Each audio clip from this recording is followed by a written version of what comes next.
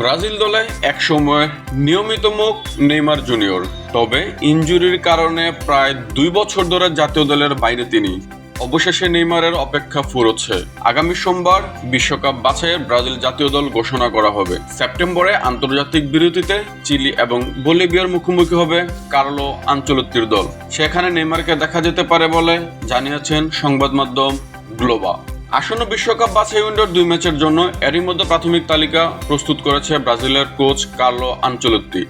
প্রাথমিক তালিকার খেলোয়াড়দের বিষয়ে সংশ্লিষ্ট ক্লাবগুলোতে অবহিত করেছেন তিনি।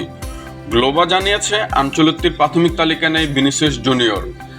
তার দল থেকে বাদ পড়ার ব্যাপারে নিশ্চিত হয়েছে গণমাধ্যমটি। বিশ্বকাপ বাছাই গত জুনে প্যারাগুয়ের বিপক্ষে ম্যাচে দ্বিতীয় হলুদ কার্ড পান ভিনিসিয়াস। ফলে চিলির বিপক্ষে পরবর্তী ম্যাচের জন্য নিষিদ্ধ হন তিনি। 2026 বিশ্বকাপের মূল পর্বে খেলার যোগ্যতা অর্জন করায় শুধু বলিভিয়া ম্যাচের জন্য ভিনিসিয়াসকে জাতীয় দলে ডাকতে চান আনচেলত্তি।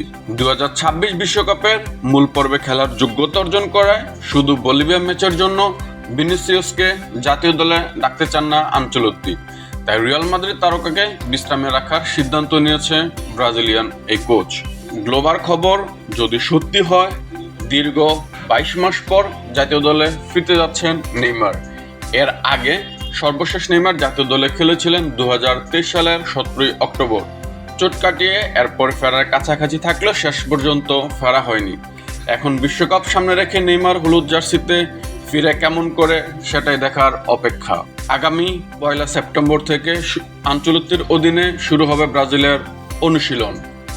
এরপর 5 সেপ্টেম্বর মারাকানা স্টেডিয়ামে চিলির মুখোমুখি হবে ব্রাজিল। এরপর 10 সেপ্টেম্বর এল আল্টোতে বলিভিয়ার বিপক্ষে খেলবে তারা।